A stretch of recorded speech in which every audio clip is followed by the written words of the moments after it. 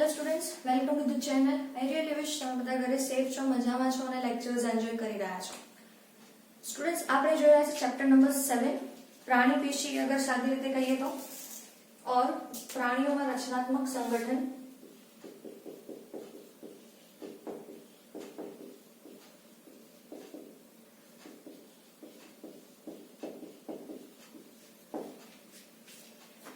આ ચેપ્ટરની અંદર પ્રીવિયસ લેક્ચર્સમાં આપણે બધા પ્રકારની પેશી જે છે તે આપણે કમ્પ્લીટ કરી ચૂક્યા છીએ. એની અંદર આપણે અધિચ્છદીય પેશી છે, સ્નાયુ પેશી છે, ચેતાપેશી છે અને સાથે સાથે સંયોજક પેશી છે. આ દરેક પેશી આપણે કમ્પ્લીટ કરી રહ્યા છીએ. હવે આજના લેક્ચરમાં આપણે સેકન્ડ ફેઝ તરફ આગળ વધવાનું છે અને આપણે આજના લેક્ચરમાં આપણે ભણવાનું છે વંદા વિશે. તો આજે ટોપિક છે આપણો વંદો. જે બી આપણે ભણીશું વંદા વિશે ભણવાના છે. વંદો જે છે એકદમ સિમ્પલ, હું તમને વાત કરું તો આપણને ખબર છે વંદાનું સાયન્ટિફિક નામ છે બેટા પેરીપ્લેનેટા અમેરિકાના. ઓકે, હું થોડીક આના વિશે ચર્ચા કરું તો વંદો જે છે એ પહેલા આપણે ઇન્ડિયામાં જોવા મળતો નતો. આ વંદો આપણા ઇન્ડિયામાં આપણે એમ સમજો કે અમુક સમય આપણે બહારથી ઘઉં અને એની આયાત કરવાનું ચાલુ કર્યું હતું. બહારથી આપણે ઘઉં જે છે એ લેતા હતા અને એ ઘઉં આપણા કન્ટ્રીમાં આવવા લાગ્યા અને એની સાથે સાથે વંદો જે છે એ આપણા કન્ટ્રીમાં એન્ટર થયો. ઓકે, અને આપણને બિલકુલ ખબર પડી ગઈ હશે ને નામ પરથી જ કે આ કઈ કન્ટ્રીમાંથી આવ્યો છે. દેટ ઇઝ વાય આપણે આને પેરીપ્લેનેટા અમેરિકાના તરીકે ઓળખીએ છીએ. આ એક એની બેઝિક વાત હતી કે કેમ એને આ નામ આપવામાં આવ્યું છે. ત્યાર પછી અગર આપણે વાત કરીએ તો વંદા વિશે એકદમ પહેલા બેઝિક વસ્તુઓ સમજીએ. આપણને ખબર છે વંદો મેઇનલી આપણને રાત્રે જોવા મળે છે. આપણે આને નિશાચર પ્રાણી કહી શકીએ છીએ.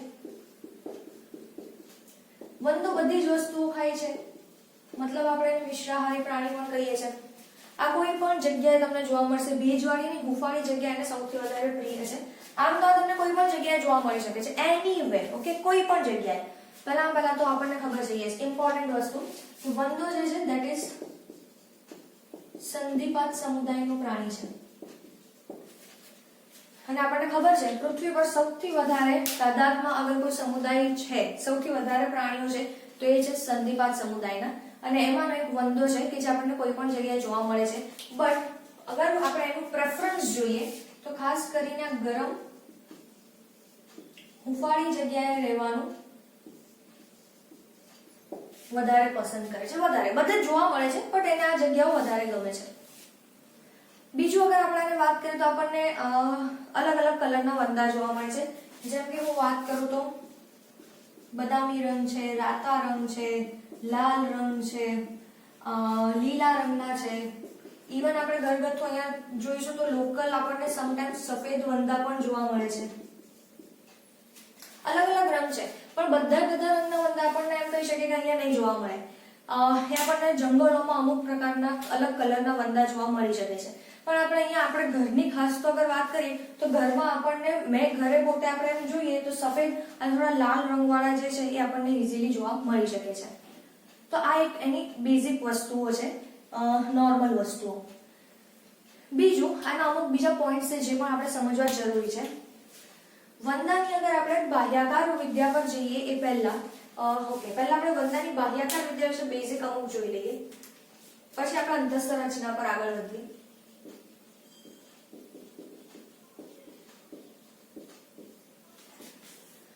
વંદાની બાહ્યાકાર વિદ્યાની વાત કરીએ તો વંદાનું આપણે આખું શરીર જે છે એ 3 ભાગની અંદર વિભાજિત કરેલું છે. સમગ્ર શરીર 3 ભાગમાં વિભાજિત છે, જેને આપણે કહીશું શીર્ષ, ઉરસ અને ઉદર. 3 ભાગમાં આપણે વિભાજિત કર્યું છે. શીર્ષ સૌથી અગ્રભાગમાં છે. એ પાતળી ગ્રીવા દ્વારા પાતળી અને નાજુક ગ્રીવા સાથે જોડાયેલું છે.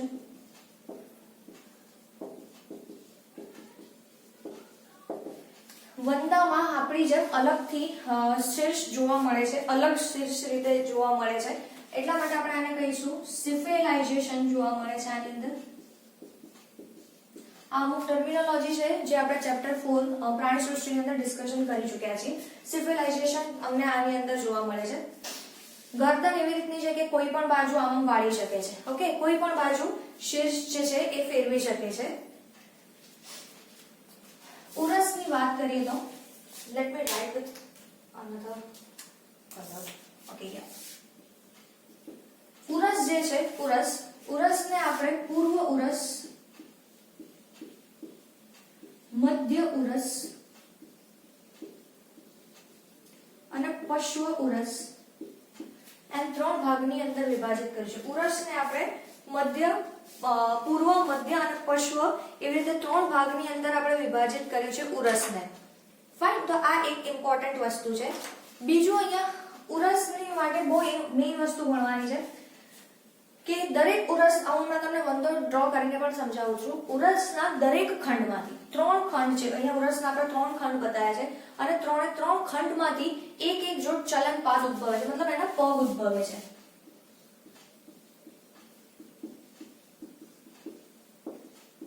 ઉરસના દરેક ખંડમાંથી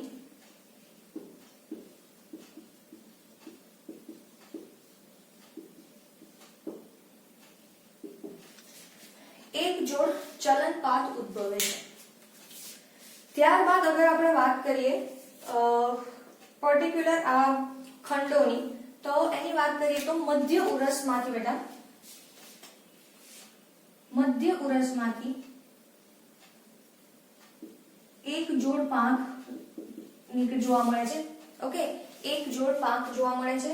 આ પાંખ અગર આપણે કહીએ તો અપારદર્શક છે,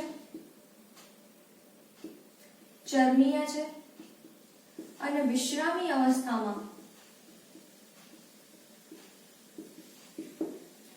પાછળની પાંખોને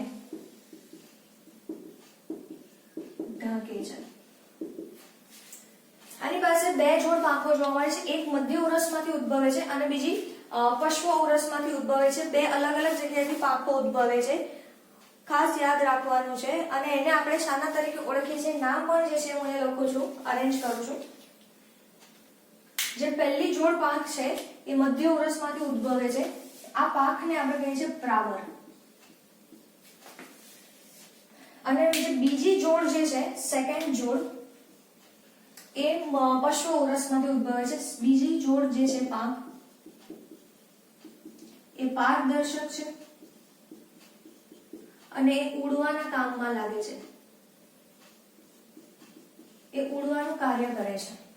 તો વંદા પાસે જે 2 જોડ પાંખ છે એમાંની એક પાંખ ઉદ્ભવે છે મધ્ય ઉરસમાંથી કે જે ઉડવાના કામમાં નથી લાગતી, પણ વિશ્રામી અવસ્થામાં પાછળની જે પછીની જે પાંખ છે એને ઢાંકવાનું કામ કરે છે. ઉદરની અગર વાત કરીએ આપણે ઉદર વિશે, તો ઉદરમાં લગભગ 10 ખંડો જોવા મળે છે. તમને 10 ખંડોનું બનેલું છે. અને શીર્ષમાં ક્યાં એવું લખેલું છે કે 3 ખંડ ભેગા થઈને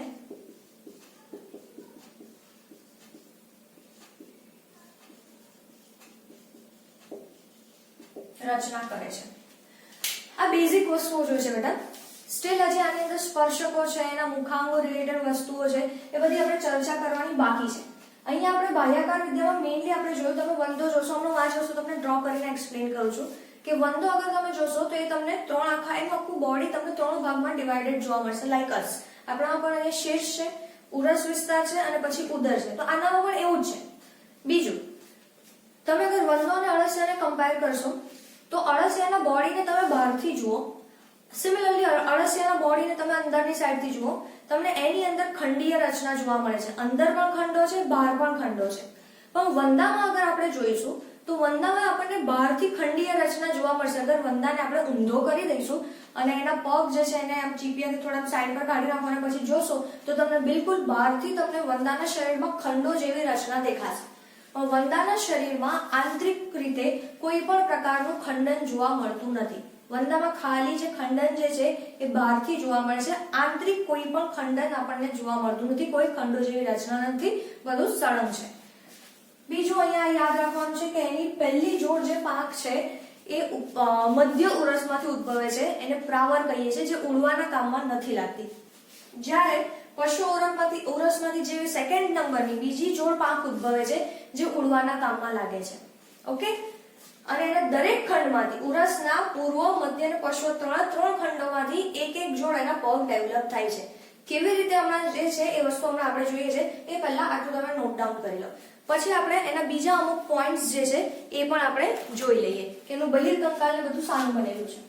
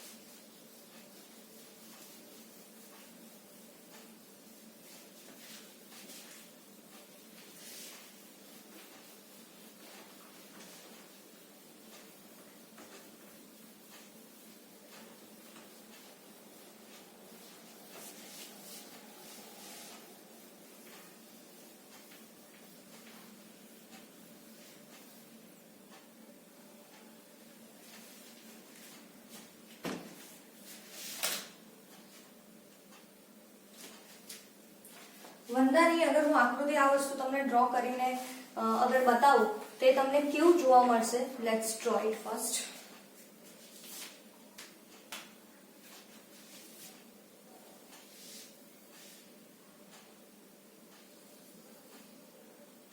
આવી રીતે આપણને વંદો જોવા મળશે. આ એનું શીર્ષ છે. પછી એનું આખું જે બોડી જે છે એને ત્રણ શીર્ષ, ઉરસ અને ઉદર એવી રીતે વિભાજિત કરેલું છે. તો સૌથી પહેલા આપણે ઉરસ જોઈ લઈએ.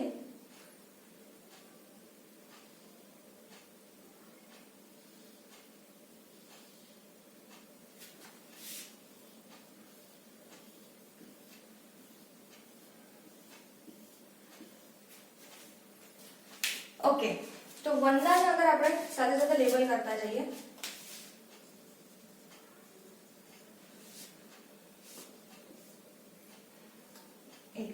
લેબલિંગ પછી કરીએ. પહેલા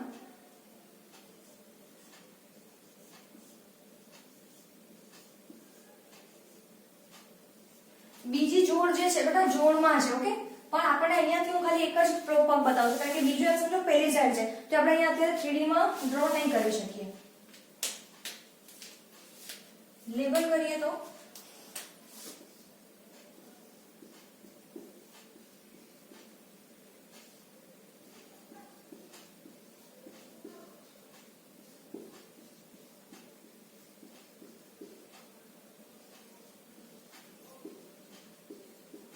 જે દરેકે દરેક ઉરસીય ખંડમાંથી તમને જોવા મળે છે.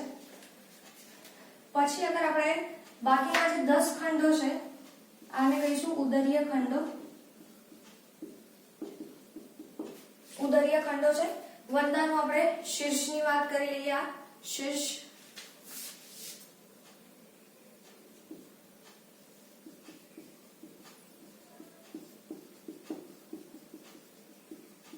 ત્રિકોણાકાર શીર્ષ જોવા મળે છે. અહીંયા વચ્ચે ગ્રીવા મળે છે, એના લીધે આખું ચારે બાજુ ફરતું જોવા મળે છે.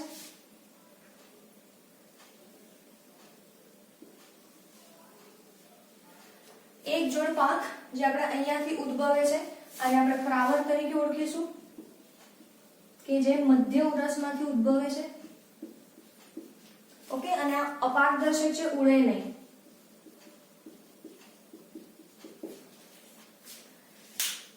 અને બીજી જે છે અહીંયા પશ્વ ઉરસમાંથી અગર હું જસ્ટ બતાવું છું તો કાઇન્ડ ઓફ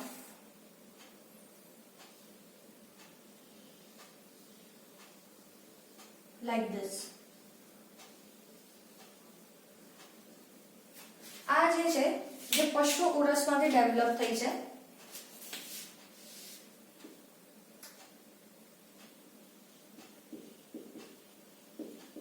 ઉડવાનું કાર્ય કરે છે. બીજા નંબરની સેકન્ડ જોડ પાંખ છે આ ઉદ્ભવે છે પશ્વ ઉરસમાં, સોરી યસ પશ્વ ઉરસમાંથી ઉદ્ભવે છે. ઓકે, તો આ એક બેઝિક આપણે આના વિશે ચર્ચા કરીએ છીએ.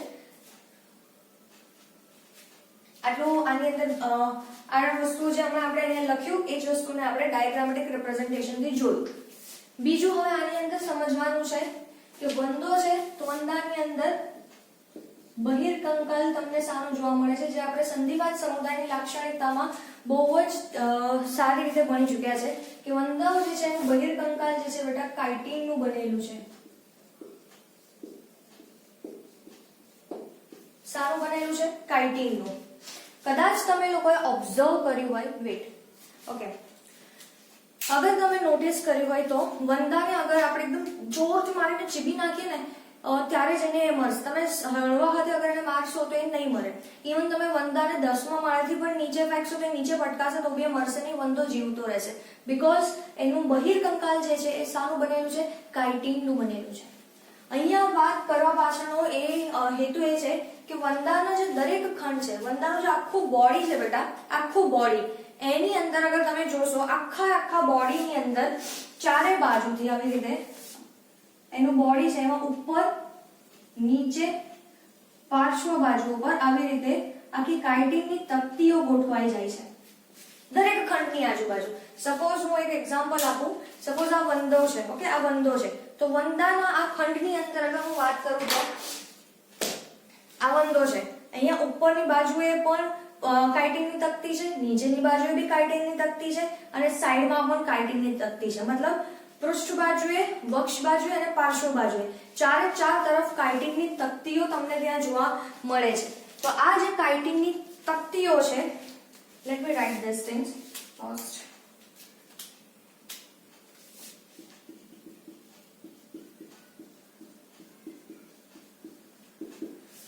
કાઇટિનની તકતીઓ છે જેને પૃષ્ઠક તરીકે ઓળખવામાં આવે છે અથવા તો આપણે એને કઠક પણ કહીએ છીએ, કઠક. ઓકે, કાઇટિનની તકતીઓ છે, બીજું કશું નથી. ઉપર, નીચે અને સાઈડમાં દરેક ખંડની આજુબાજુ. એટલા માટે વંદો જે છે એ ઈઝીલી મરે નહીં.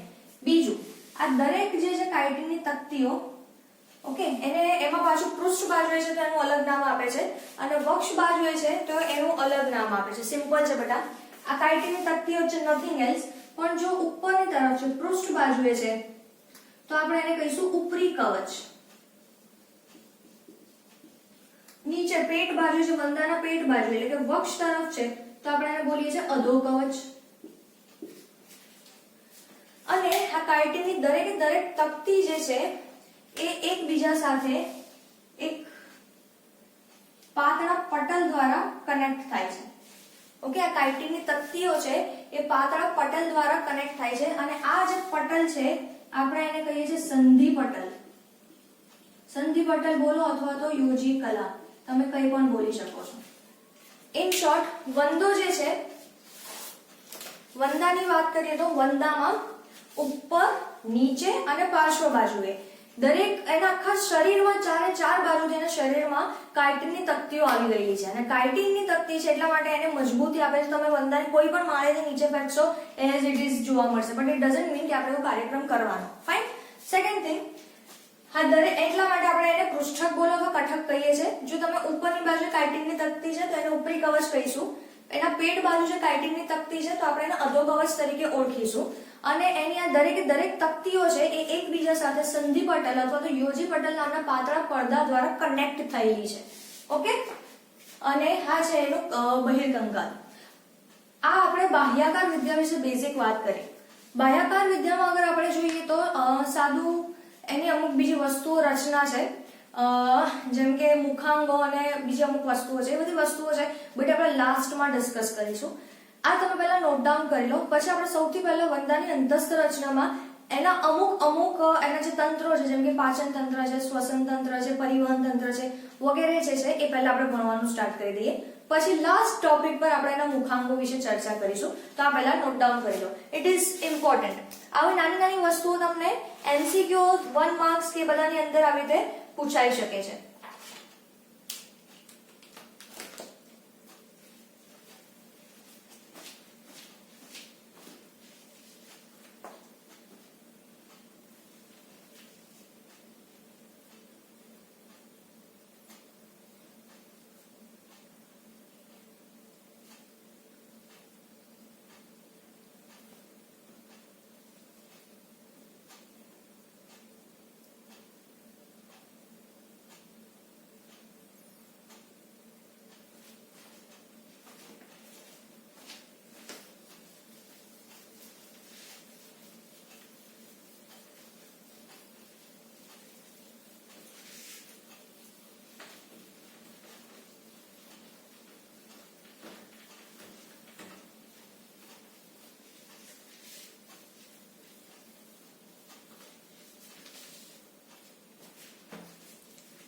ઓકે, હવે આપણે વંદાની અંતસ્થ વિદ્યા ભણવાની છે.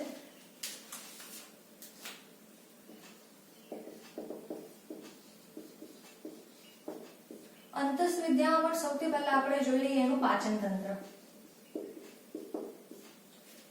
વંદાનું પાચન તંત્ર પહેલા આપણે ડ્રો કરીને સમજી લઈએ, એના પછી આપણે એને ડિસ્ક્રિપ્શન સ્વરૂપે આપણે એને લખીશું. તો ફર્સ્ટ હું ડ્રો કરી લઉં છું.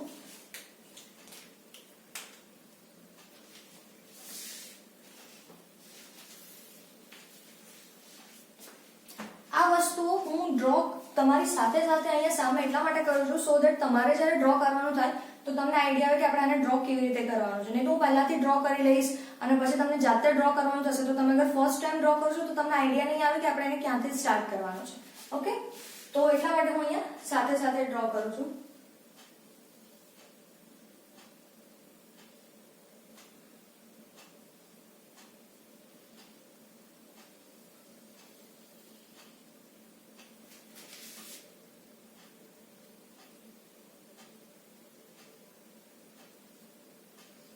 અને અમુક વસ્તુઓ પછી આપણે એને લેબલિંગ પણ કરતા જઈશું.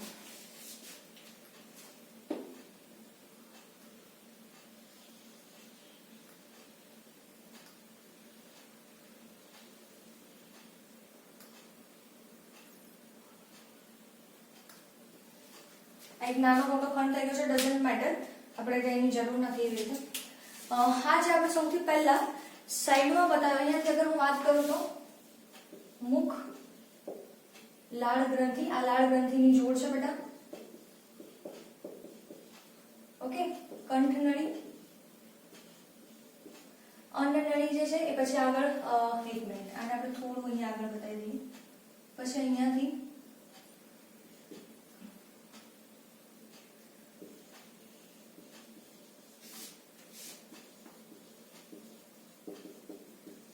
અન્ન સંગ્રહાશય પેશી. ઓકે, માર્ગને પહેલા તો એનો અન્ન માર્ગ જે છે એ સંપૂર્ણ અન્ન માર્ગ કહીશું આપણે. સંપૂર્ણ અન્ન માર્ગ ક્યારે કહેવાશે? જ્યારે કોઈ પણ પ્રાણીના અન્ન માર્ગમાં શરૂઆત મુખ દ્વારા અને એન્ડ જે છે મળદ્વાર દ્વારા થશે તો આપણે એને સંપૂર્ણ પાચન માર્ગ કહીશું. તો વંદાના પાચન માર્ગમાં શરૂઆત મુખથી થાય છે અને એન્ડ થાય છે મળદ્વાર, એટલે આપણે એને સંપૂર્ણ પાચન માર્ગ કહીશું. વંદાનો આખો જે અન્ન માર્ગ છે, આખો અન્ન માર્ગ એને 3 ભાગમાં વિભાજિત કરવામાં આવ્યો છે. એક છે અગ્રાંત્ર, મધ્યાંત્ર એન્ડ પશ્ચાંત્ર. મુખથી લઈને પેશી સુધીનો જે ભાગ છે બેટા એને આપણે અગ્રાંત્ર તરીકે ઓળખીશું. મુખથી લઈને પેશી. ઓકે, પછી મધ્યાંત્ર અને અગ્રાંત્રના જોડાણ સ્થાન આગળ હું તમને કહું તો અધ્યાંત્ર આવેલા છે. આ બધું શું છે હું તમને સમજાવું છું. અને અહીંયા અધ્યાંત્રથી પછી આગળ શેષાંત્ર થી લઈને મળદ્વાર, આ બધાનો સમાવેશ પશ્ચાંત્રની અંદર કરવામાં આવે છે. ઓકે, તો આ વસ્તુ એક તમારે અહીંયા યાદ રાખવાની છે. એના પછી એટલે હું અહીંયાથી કલર આવી રીતે છે અને હવે પછી આગળ આપણે એને અલગ થોડું ડ્રો કરીએ.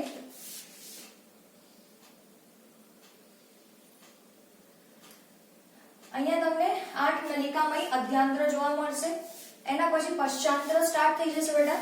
પશ્ચાંત્રના ભાગે પણ તમને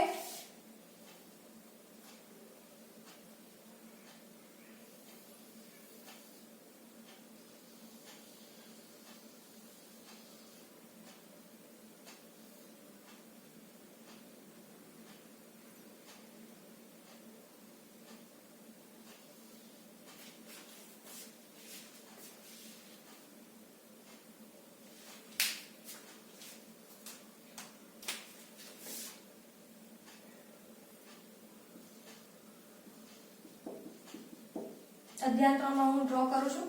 ગુચડામય શેષાંત્ર,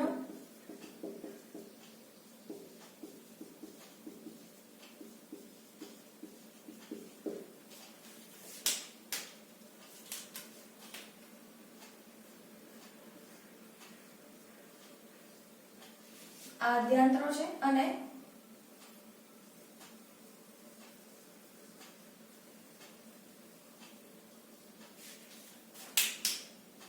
આ છે માલપીગન નલિકા.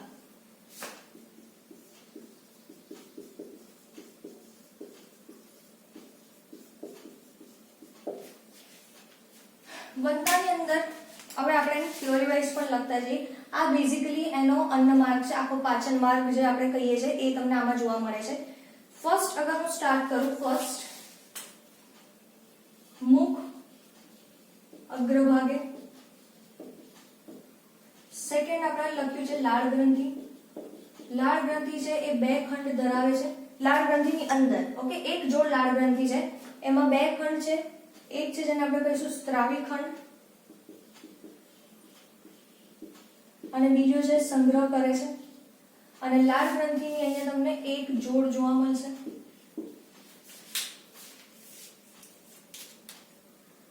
ત્યાર પછી આપણે આગળ વાત કરીએ તો અન્નનળી, સ્નાયુ નલિકા. નેક્સ્ટ ઇઝ ફોર્થ વન અન્ન સંગ્રહાશય. નામ પરથી જ ખબર પડે બેટા, અન્ન વત્તા સંગ્રહાશય મતલબ અન્નનો સંગ્રહ કરતું. તો આપણે અહીંયા કહી શકીએ છું કે હંગામી દોર. ઓકે, અન્નનળીનો ફૂલેલો ભાગ,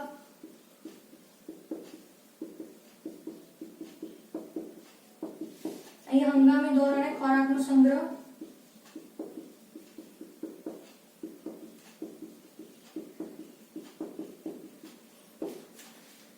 એના પછી પેશણી. પેશણીની અંદર તમે જોશો તો 6 કાઇટિનના દાંત આવેલા છે. હું તમને ડ્રો કરીને બતાવું છું, જે ખોરાકનો બારીક ભૂકો કરે છે.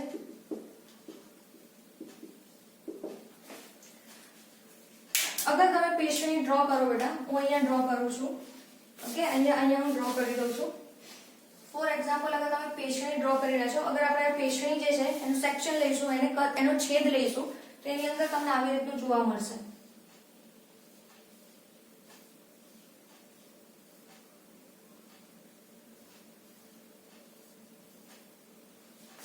આ છે કાઇટિનના દાંત. આ તમને જોવા મળશે પેશણીમાં. ઓકે, એટલા પણ મેં અહીંયા એની આકૃતિ ડ્રો કરી છે. હવે આ અન્ન માર્ગ જ્યારે તમે ડ્રો કરી રહ્યા છો તો એક વસ્તુ બહુ જ ઇમ્પોર્ટન્ટ છે કે જે તમારે અહીંયા ધ્યાન રાખવાનું છે. અહીંયા આનો સમગ્ર અન્ન માર્ગ જે છે એમાં તમને આજુબાજુ બેટા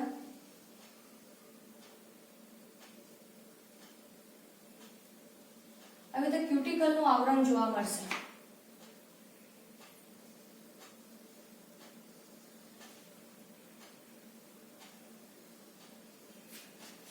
સિવાય મધ્યાંત્ર, તમને એના સમગ્ર અન્ન માર્ગની અંદર આ કાર્યક્રમ જોવા મળશે એના મધ્યાંત્રને છોડીને. અગ્રાંત્રની અંદર પણ તમને બહાર ક્યુટિકલ જોવા મળશે, પશ્ચાંતરમાં પણ જોવા મળશે. માત્ર તમને અહીંયા મધ્યાંત્ર છે કે જ્યાં અધ્યાંત્ર જોડાયેલા છે, આ રીજનની અંદર તમને કોઈ પણ ક્યુટિકલનું આવરણ જોવા મળશે નહીં. કેમ આવરણ જોવા નહીં મળે અને પેશણીથી આગળનું પછી શું ડિસ્ક્રિપ્શન છે એ આપણે જોઈએ છે. એ પહેલા તમે આટલું લખી લો, પછી હું તમને સમજાવું છું કે અહીંયા બધી જગ્યાઓ પર તમને આ ક્યુટિકલનું આવરણ જોવા મળે છે, પણ ખાલી મધ્યાંત્રમાં નથી જોવા મળતું. એનું શું કારણ છે એ હું તમને સમજાવું છું. એ પહેલા આટલું નોટ ડાઉન કરી લો.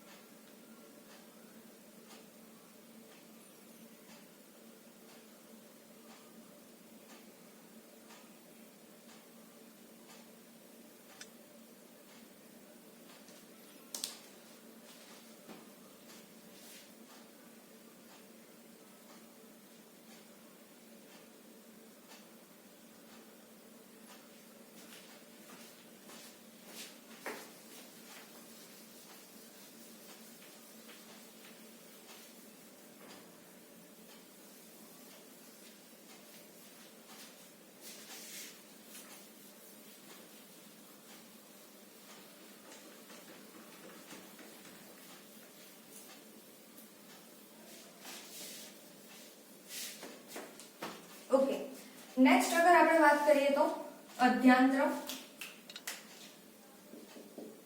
અગ્રાંત્ર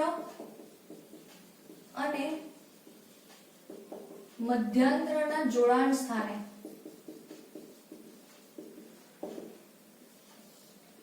અધ્યાંત્ર આવેલા છે, સોરી 8 અહીંયા લગાવી ગયું, નંબર 6 પર 8 નલિકામય અધ્યાંત્ર. આ એટલા માટે મેં તમને 8 બતાવ્યા છે. આ જે છે એ પાચક રસનો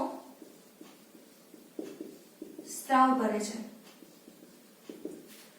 પાચક રસનો સ્ત્રાવ જરૂરી છે બેટા, કારણ કે જ્યારે ખોરાક અંદર જશે અને ખોરાક ખાશે તો એની સાથે પાચક રસ મિક્સ થશે ત્યારે જઈને ખોરાકનું પાચન થશે. ઓકે, એટલા માટે આની અંદર પાચક રસનો સ્ત્રાવ આપણામાં જેમ કે લાળ ગ્રંથિ છે, યકૃત છે, સ્વાદુપિંડ છે, બધું કરે છે. આની અંદર કોણ કરી રહ્યું છે?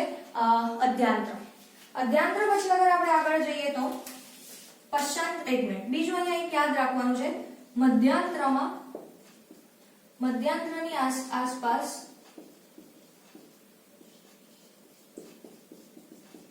ક્યુટિકલનો અભાવ છે. હવે એની આજુબાજુ ક્યુટિકલનો અભાવ એટલા માટે છે કારણ કે પાચક રસ અધ્યાંત્રમાંથી નીકળે છે. સમજો, આપણે પાચનવાળું ચેપ્ટર ભણી ગયા છે, ત્યાં આપણે જોયું છે કે પાચન થાય છે પછી એનું અભિશોષણ થાય છે, રુધિરમાં મિક્સ થવું જરૂરી છે.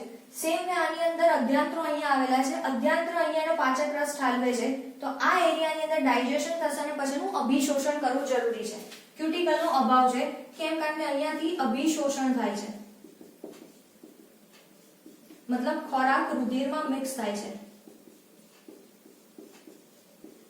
જો આજુબાજુ આપણે ક્યુટિકલનું આવરણ લગાવી દઈશું તો આ વસ્તુ ઇમ્પર્મિએબલ થઈ જશે, અપ્રવેશી થઈ જશે અને આ અભિશોષણની ક્રિયા થશે નહીં. એટલા માટે આ જગ્યામાં ખાલી નથી હોતું, બાકી આખા સમગ્ર પાચન માર્ગમાં ક્યુટિકલ જોવા મળે છે. એના પછી નેક્સ્ટ નંબર 7,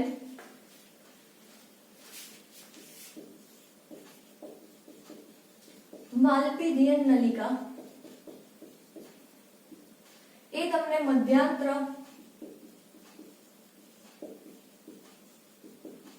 અને પશ્ચાંત્રના જોડાણ સ્થાને આવેલી છે. ક્યાં જોવા મળે છે? મધ્યાંત્ર અને પશ્ચાંત્રના જોડાણ સ્થાને લગભગ 100 થી 150 જેટલી પાતળી નલિકા છે. લગભગ તમને આછા પીળા રંગની જોવા મળશે. અને ખાસ યાદ રાખજો, આ જે છે એ વંદાનું ઉત્સર્જન અંગ છે. ઓકે, જે તમને મસ્ત રીતે તરતી જોવા મળશે. આના વિશે આગળ ડિટેલમાં ચર્ચા કરીશું. ધેન એના પછીનો જે ભાગ છે ધેટ ઇઝ નંબર 8, શેષાંત્ર.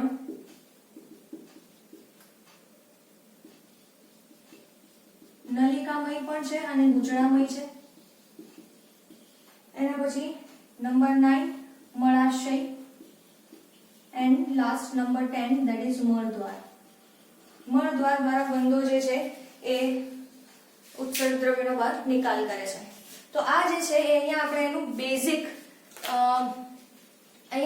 બેઝિક આખો અન્નમાર્ગ જે છે એ સમજી ચૂક્યા. આ સિમ્પલ લેંગ્વેજમાં અગર હું તમને કહું તો આ જે છે એ વંદાનો પાચન માર્ગ છે.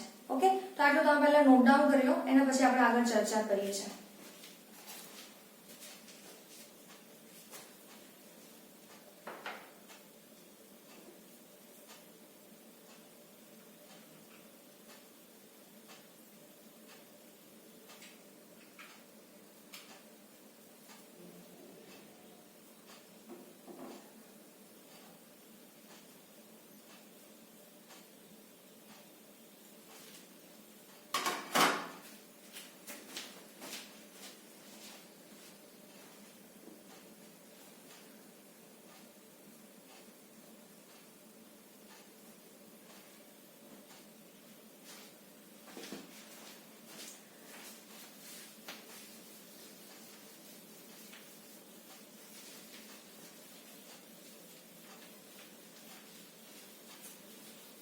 આપણે વંદામાં પાચન તંત્ર જોઈ લીધું છે, તો હવે આપણે એકવાર શ્વસન તંત્ર જોઈ લઈએ.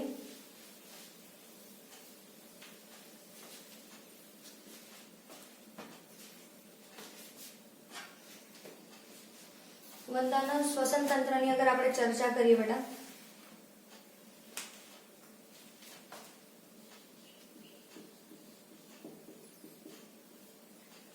વંદાનું શ્વસન તંત્ર. તો વંદો આપણે ડ્રો કરીએ ફરીવાર.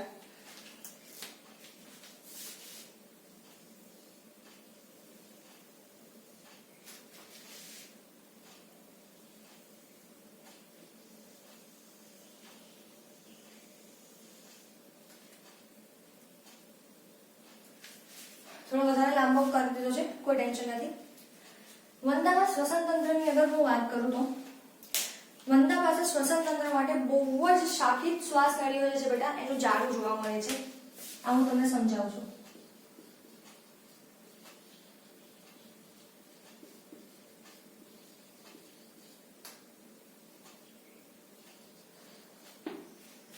આ વસ્તુ શું છે? પહેલું તો હું એક વાત કહું. વંદાની અંદર આ પોઈન્ટ ખાસ લખવા લાયક છે. વંદામાં શ્વસન વાયુઓની હેરફેરમાં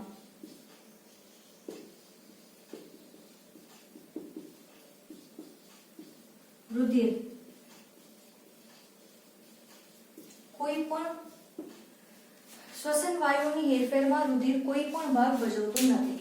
આ ઇમ્પોર્ટન્ટ લાઈન છે કે વંદાની અંદર શ્વસન વાયુઓ છે એટલે O2 CO2 એક્સચેન્જમાં રુધિર કોઈ પણ ભાગ ભજવતું નથી. સિમ્પલ વસ્તુ છે. તો આની અંદર O2 CO2 આપણામાં O2 અને CO2 દરેક કોષ સુધી પહોંચે છે. કોના દ્વારા પહોંચે છે? O2 CO2 આપણે જે શ્વાસમાં ઓક્સિજન લઈશું અને ઉચ્છ્વાસમાં બધું બહાર કાઢીએ છીએ તો એ O2 CO2 દરેક કોષ ઓક્સિજન પહોંચે છે અને દરેક કોષમાંથી CO2 બહાર આવે છે. કોના દ્વારા? આ બધી હેરફેર આપણા બોડીમાં શાની અંદર થાય છે? કોના દ્વારા થાય છે? રુધિર દ્વારા. કારણ કે આપણી અંદર દરેક કોષો સુધી ઓક્સિજન પહોંચાડવાનું અને CO2 બહાર કાઢવાનું કામકાજ જે છે એ કોણ કરે છે બેટા? રુધિર કરે છે. પણ આ ભયની અંદર તો રુધિર O2 CO2 ના એક્સચેન્જમાં એના વહનમાં કોઈ ભાગ જ નથી ભજવતું. તો પછી આપણે O2 અને CO2 ને શ્વસન વાયુઓને રુધિરમાં ભળવાની જરૂર જ શું છે? કોઈ જરૂર નથી. ઓકે. અને કેમ રુધિર આની અંદર એ ભાગ નથી ભજવતું એ પણ હું તમને સમજાવીશ. પહેલા આપણે આટલું સમજી લઈએ. અત્યાર સુધી તમે એવું સમજ્યા ને? શું સમજ્યા? શ્વસન વાયુની હેરફેરમાં રુધિર કોઈ ભાગ ભજવતું નથી. કેમ ભાગ નથી ભજવતું એ જ્યારે આપણે નેક્સ્ટ લેક્ચરમાં રુધિરાભિસરણ તંત્ર સમજીશું ત્યારે હું તમને એક્સપ્લેન કરીશ. તો પછી આપણે અહીંયા ઓક્સિજનને રુધિરમાં મિક્સ કરવાની અને રુધિરમાંથી CO2 લેવાની કોઈ જરૂર જ નથી. આપણે ડાયરેક્ટ જ એક અલગ જ આખું પાઇપલાઇન આપી દો કે આપણે એને રુધિરમાં મિક્સ થયા વગર જ આખું એક ચેનલ આપી દો કે એના દ્વારા બધું કાર્યક્રમ થાય. તો એના માટે વંદાના શરીરની અગર હું વાત કરું તો વંદાના શરીરમાં વંદાના શરીર પર શ્વસન છિદ્રો જોવા મળે છે. શરીરની સપાટી પર લાઈક ધીસ. ઓકે. તો વંદાના શરીરમાં ટોટલ 10 જોડ શ્વસન છિદ્રો આવેલા છે. એની અંદરથી બેટા 8 જોડ 10 જોડ છે એની અંદરથી 8 જે છે એ આવેલા છે ઉરસ પ્રદેશમાં. સોરી 2 જે છે ઉરસ પ્રદેશમાં અને 8 જે છે that is in ઉદર. ઓકે. આ છે શ્વસન છિદ્ર.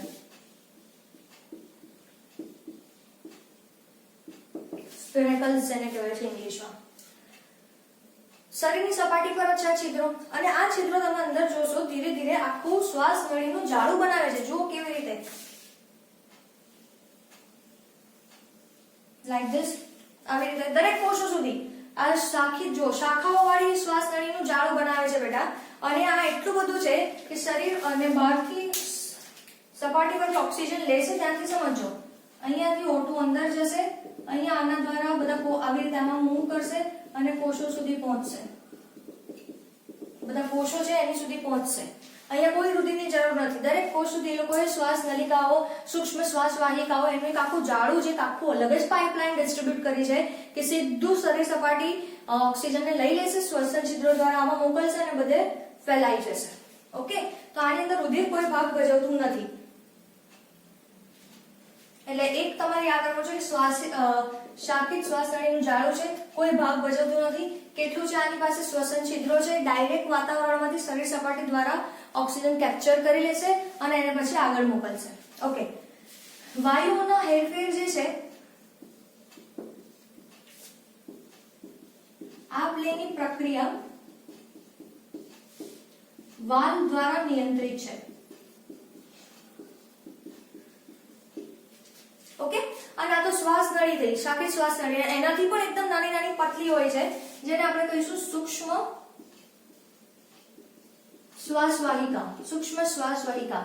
આ સૂક્ષ્મ શ્વાસ વાહિકાઓની અંદર ઓક્સિજન કેવી રીતે જશે? અને કોષોમાંથી CO2 કેવી રીતે નળીઓમાં આવશે તો એના માટે લખ્યું છે બેટા પ્રસરણની ક્રિયા દ્વારા. સૂક્ષ્મ શ્વાસ વાહિકાઓ જે છે એની અંદર પ્રસરણની ક્રિયા દ્વારા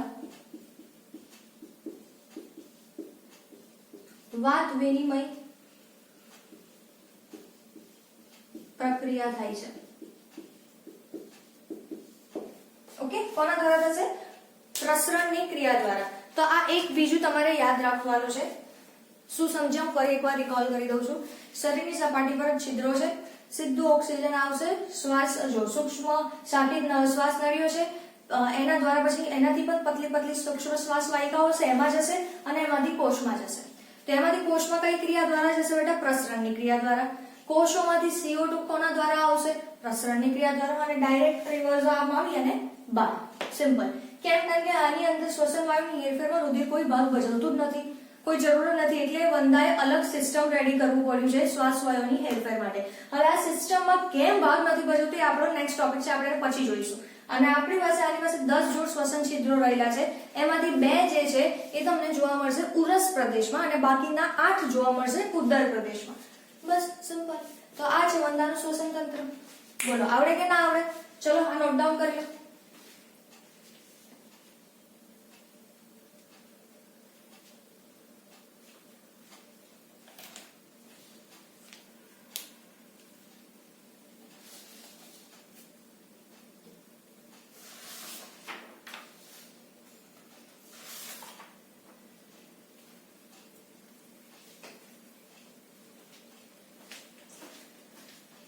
તો આની સાથે આપણે આજનો લેક્ચર પૂરો કરીએ છીએ. મળીએ નેક્સ્ટ લેક્ચરમાં વંદાના બીજા તંત્રો સાથે. કોઈ પણ ડાઉટ હોય તો તમે કોમેન્ટ સેક્શનમાં લખી શકો છો, મને મેસેજ કરી શકો છો. ફાઇન.